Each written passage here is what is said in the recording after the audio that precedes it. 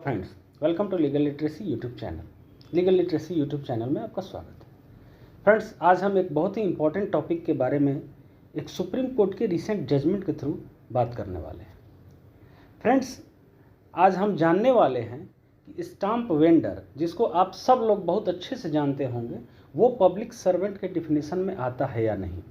Friends, आप कभी भी कहीं भी जाते होंगे तो कोई भी एफिडेविट बनाना होता है या कुछ भी करना होता, आपको स्टैम्प पेपर की ज़रूरत होती होगी। और स्टैम्प पेपर जो देता है, जो उसका वेंडर है, वो स्टैम्प वेंडर है। ठीक है, तो स्टैम्प वेंडर पब्लिक सर्वेंट के डिफिनीशन में आता है या नहीं, ये हम जानेंगे सुप्रीम कोर्ट के एक डिसीजन के थ्रू।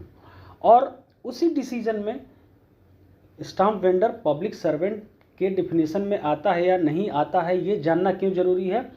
क्योंकि ये जानना इसलिए ज़रूरी है कि उस पर प्रिवेंशन ऑफ करप्शन एक्ट के तहत केस चल सकता है या नहीं चल सकता है। अगर वो पब्लिक सर्वेंट के डिफिनीशन में आता है तो प्रिवेंशन ऑफ करप्शन एक्ट के तहत उसके ऊपर केस चल सकता है, अगर नहीं आता है तो नहीं चल सकता है। तो सुप्रीम कोर्ट का एक बहुत ही रिसेंट और बहुत ही लैंडमार्क जजमेंट है, जिसमें सुप्रीम कोर्ट ने इस क्वेश्चन का आंसर दिया है। दूसरी बात फ्रेंड्स, हम जानेंगे कि क्या किसी के घर में सिर्फ टेंटेड नोट या कोई और चीज़ मिल जाए तो क्या उस पर प्रिवेंशन ऑफ करप्शन एक्ट का केस बनता है, या फिर उसको गिल्टी डिक्लेयर किया जा सकता है या नहीं किया जा सकता है। दो क्वेश्चन का आंसर होगा कि स्टैम्प वेंडर पब्लिक सर्वेंट है या नहीं है, और अगर उसके घर में सिर्फ टेंटेड नोट मिल गया है, कोई ब्राइब लेने का या ब्राइब मांगने का या ब्राइब का ऑफर का कोई भी सबूत नहीं है, तो क्या उसको दोषी ठहराया जा सकता है या नहीं ठहराया जा सकता है। फ्रेंड्स, ये वीडियो उनके लिए बहुत ज़्यादा इंपॉर्टेंट है जो प्रिवेंशन ऑफ करप्शन एक्ट के मामलों में काम करते हैं या इससे उनका वास्ता पड़ता रहता है। जैसे कि आप एडवोकेट हैं अगर, तो आपका वास्ता पड़ता है, लॉ स्टूडेंट्स हैं, अगर आप पब्लिक सर्वेंट हैं, तो आपको ये जानना बहुत ज़रूरी है कि आपको कब प्रिवेंशन ऑफ करप्शन एक्ट के तहत आप पे केस चल सकता है और किस वजह से आपको गिल्टी डिक्लेयर किया जा सकता है, कन्विक्शन हो सकता है। ठीक है, और अगर आम आदमी है तो आपको ये जानकारी रखनी चाहिए कि पब्लिक सर्वेंट की ड्यूटी क्या है, और अगर वो अपनी ड्यूटी पूरी नहीं कर पा रहा है तो उस पर क्या कार्रवाई हो सकती है। तो फ्रेंड्स, अभी हम वीडियो स्टार्ट करते हैं। ठीक है, तो चूंकि आज हम स्टैम्प वेंडर के बारे में बात कर रहे हैं तो उसी पर फोकस रहेंगे, उसी पे फोकस्ड रहेंगे। आप में से कई लोग फ्रेंड्स जब गए होंगे कभी भी स्टैम्प वेंडर से स्टैम्प खरीदने, तो आप थोड़ा सा कमेंट सेक्शन में ये बताइएगा कि कितनी बार आपको 100 रुपये वाला स्टाम्प पेपर 100 रुपये में ही मिल गया है, या 50 रुपये वाला 50 रुपये में ही मिल गया है, या फिर हर बार आपको 100 वाला स्टाम्प 125 में, 50 वाला 75 में, 60 में, 65 में, या कुछ ना कुछ एक्स्ट्रा पैसा लेके स्टाम्प वेंडर स्टाम्प पेपर देते हैं। अगर आपको हमेशा सही दाम पे मिला है तो भी आप बताएंगे, और अगर आपको कुछ दाम बढ़ा के मिला है तो भी आप बताएंगे। तो फ्रेंड्स, एक ऐसा ही केस आया कोर्ट के सामने, जिसमें कि एक स्टाम्प वेंडर ने किसी से 10 रुपये वाला स्टाम्प के लिए 12 रुपये ले लिया।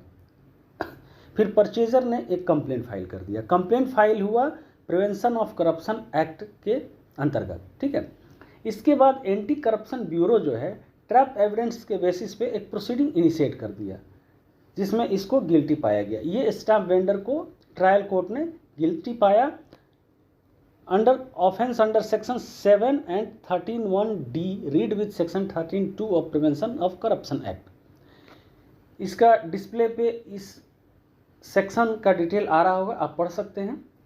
अब दिल्ली हाई कोर्ट में ये मामला गया, दिल्ली हाई कोर्ट ने भी इस कन्विक्शन को अपहेल्ड किया। ठीक है, अब आता है मामला सुप्रीम कोर्ट के सामने पहुंचता है, ऑनरेबल सुप्रीम कोर्ट के सामने पहुंचता है, और जस्टिसेस थे honourable mister justice JB Pardiwala and justice R Mahadevan, दो जजेस की बेंच थी। अब सुप्रीम कोर्ट को यहाँ दो बातें डिसाइड करनी थी। ठीक है, दो बातें कौन कौन सी डिसाइड करनी थी, जो हम ऊपर एक बार बात कर चुके हैं। ठीक है, एक तो केस के बारे में डिसाइड करना था कि क्या इसका कन्विक्शन सही है या गलत है, मतलब ये गिल्टी है या नहीं है, और दूसरा कि क्या एक स्टैम्प वेंडर पे इस पे प्रिवेंशन ऑफ करप्शन एक्ट लागू होता है या नहीं होता है। चूँकि यही नहीं पता है कि स्टाम्प वेंडर पब्लिक सर्वेंट होता है या नहीं। अगर पब्लिक सर्वेंट है तो प्रिवेंशन ऑफ करप्शन एक्ट लागू होगा, अगर नहीं है तो नहीं होगा। तो दो चीज़ें सुप्रीम कोर्ट को डिसाइड करना था, एक तो इस केस में क्या कन्विक्शन सही हुआ है इसका या गलत हुआ है, और दूसरा इस पे ये प्रिवेंशन ऑफ करप्शन एक्ट लागू ही होता है या नहीं होता है। अब स्टाम्प वेंडर का ही मेन आर्गूमेंट यही था फ्रेंड्स कि चूँकि वो प्राइवेट वेंडर है, सरकारी वेंडर नहीं है, इसलिए वो पब्लिक सर्वेंट के डिफिनीशन में आता ही नहीं है, इसलिए उसके ऊपर प्रिवेंशन ऑफ करप्शन एक्ट लाई ही नहीं करता। ये उसका अपना तर्क था। अब सुप्रीम कोर्ट इसके लिए बहुत सारे law related to stamp act और इससे रिलेटेड रूल को देखता है। अब कोर्ट यहाँ नोट करता है कि a person will be a public servant if he is remunerated by fees और commission for the performance of any public duty. कोई भी पर्सन वो पब्लिक सर्वेंट है जो उसको रिम्यूनरेट होता है फीस के द्वारा या कमीशन के द्वारा एनी पब्लिक ड्यूटी के लिए। कोई पब्लिक ड्यूटी करने के लिए उसको फीस मिलता है या कमीशन मिलता है तो वो पब्लिक सर्वेंट है। अब यहाँ दो क्वेश्चन का आंसर देना है। क्या स्टाम्प वेंडर को फी और कमीशन मिलता है? पहला क्वेश्चन। दूसरा, क्या स्टाम्प वेंडर कोई पब्लिक ड्यूटी परफॉर्म कर रहा है? जैसे यहाँ आप देखते हैं कि रिम्यूनरेटेड बाय फी और कमीशन, ठीक है, एक हो गया। Performance of any public duty, ये दोनों क्वेश्चन का आंसर देना है। अब सुप्रीम कोर्ट ने दोनों क्वेश्चन के आंसर देने के लिए बहुत सारे रूल्स को, रेगुलेशंस को, सबको रेफर किया और जस्टिस पारदीवाला ने कहा कि the discounted price at which the vendors procure the stamp papers from the government act as a remuneration. अब कोई 100 रुपये का स्टाम्प पेपर है तो जो वेंडर है उसको वो 100 रुपये में तो मिलता नहीं होगा, क्योंकि उसको 100 रुपये में सेल करना है, तो कुछ कम पैसे में मिलता होगा।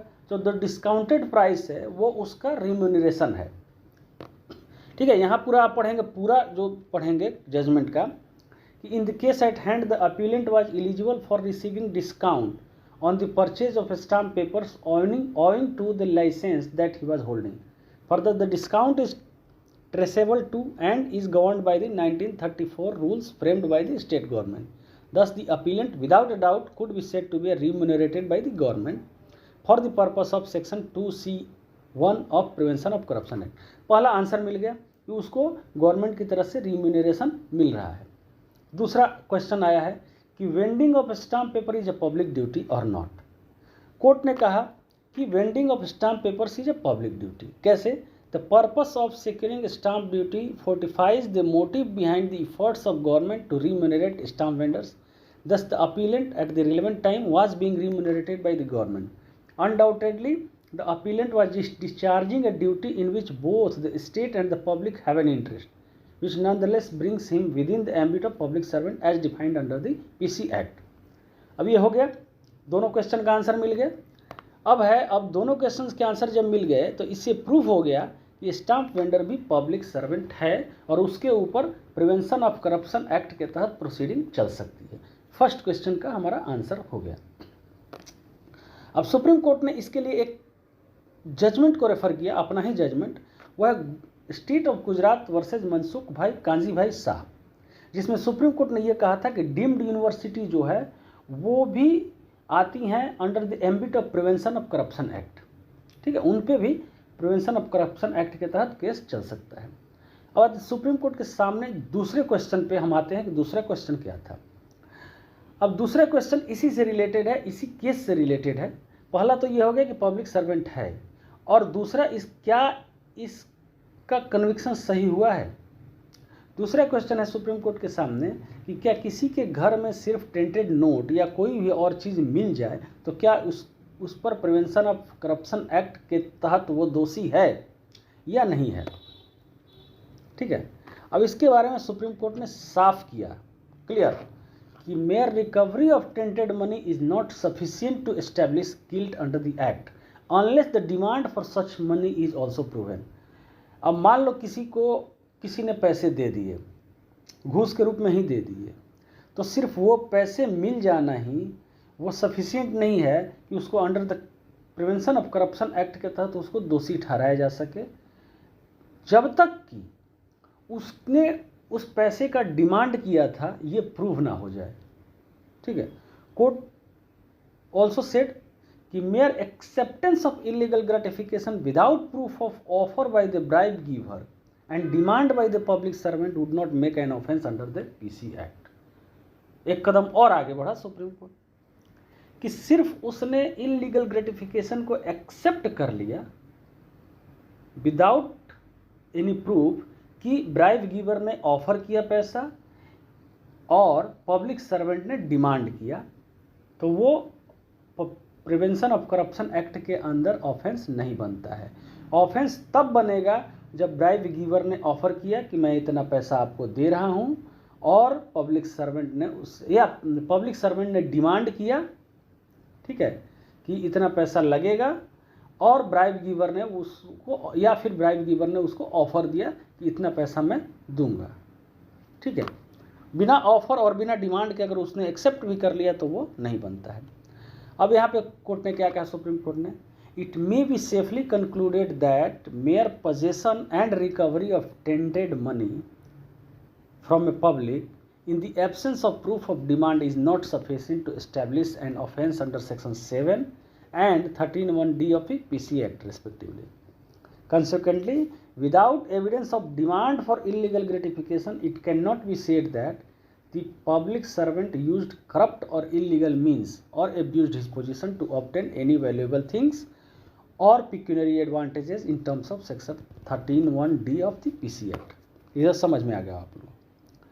अब इस केस में सुप्रीम कोर्ट ने साफ नोट किया कि there was neither evidence of a demand for a bribe by the appellant nor proof of any offer made by the alleged bribe giver. इस केस में ना तो कोई एविडेंस है कि अपीलेंट ने घूस की डिमांड की थी और ना ही इसका प्रूफ है कि ब्राइब गिवर जो था उसने कोई ऑफर दिया था कि इतना पैसा, ये पैसा मैं आपको दे रहा हूँ। ठीक है। सुप्रीम कोर्ट ने इसमें क्या किया कि the present case is not one of an offer to pay the bribe giver wherein absence of any demand from the public servant the mere acceptance of illegal gratification would constitute an offence under section 7 of PC act. Expression offer indicates that there is a conveyance of an intention to give which must be communicated and understood by the recipient leading to meeting of minds। अब ये सारा मतलब आपको समझ में आ रहा होगा। Consequently, the offer is accepted. For such an acceptance to constitute under section 7, there must be clear and cogent evidence establishing that the public servant was aware of the offer and accepted it voluntarily, knowing it to be illegal gratification. In other words, even where there is no express demand, the bribe giver and the bribe taker must be shown to have been ad idem as regards the factum of the offer of the bribe। अब इसमें क्या हुआ, lastly finally supreme court ने ये तो decide किया कि public servant मतलब स्टाम्प वेंडर पब्लिक सर्वेंट है और इस पे प्रिवेंशन ऑफ करप्शन एक्ट के चार्जेस लग सकते हैं, केसेस चल सकते हैं। लेकिन इस केस में ये जो स्टाम्प वेंडर है ये इसको एक्विट कर दिया सुप्रीम कोर्ट ने from the all charges, because कि यहाँ कोई भी ऐसा प्रूफ नहीं था कि इसने ब्राइब डिमांड किया हो या फिर ब्राइब गिवर ने ब्राइब ऑफर किया हो।